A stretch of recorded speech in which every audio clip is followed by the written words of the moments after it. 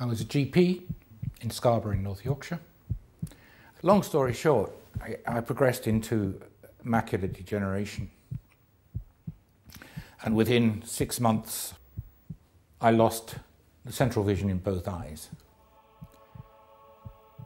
At the time, as a GP, I took early retirement, thinking that I would never be able to function again as a doctor with a serious eye condition.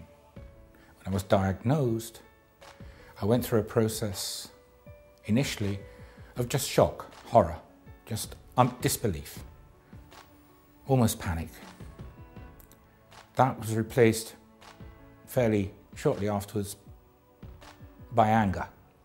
In the first instance, by my medical attendants, in my case, my ophthalmologist, who I thought had just got it all wrong, and what does he mean? He's nothing he can do, for goodness sake, he's a doctor, isn't he? He should be able to help me out. And so I was very angry. And after that, anger turns in on yourself. And what have I done to deserve this? You know, for God's sake, what is all this about? Then I slide into depression. And I knew as a doctor I was going through a process of grief, bereavement. Losing your vision is like losing somebody very close to you, a loved one.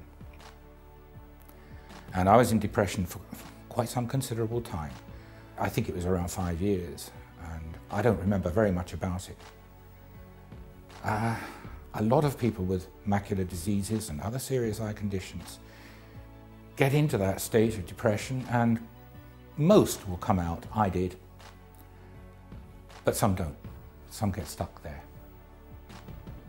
Up till that point, the only thoughts in my head were of all the things I could no longer do. I couldn't watch films, I couldn't read books, I couldn't watch TV, I couldn't drive a car. Everything was negative, absolutely negative.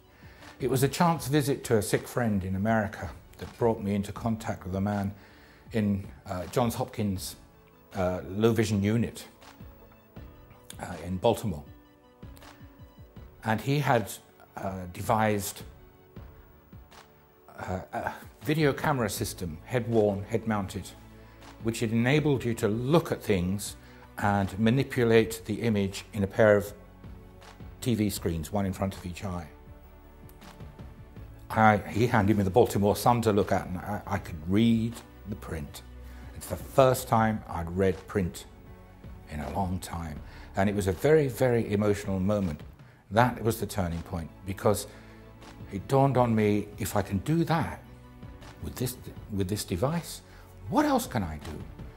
And of course what it meant was I'd stopped thinking or mourning what I'd lost and started thinking positively about what can I do with what I've got left. I wish I had, at that time, people like me who have been through it and can tell newly diagnosed and suffering people, because you do suffer when you get a diagnosis like this, that it is not the end of the world.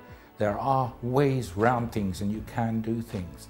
It's very hard to understand that when you're going through a serious grieving, bereavement process leading into depression. It's very hard to believe that, but it's true.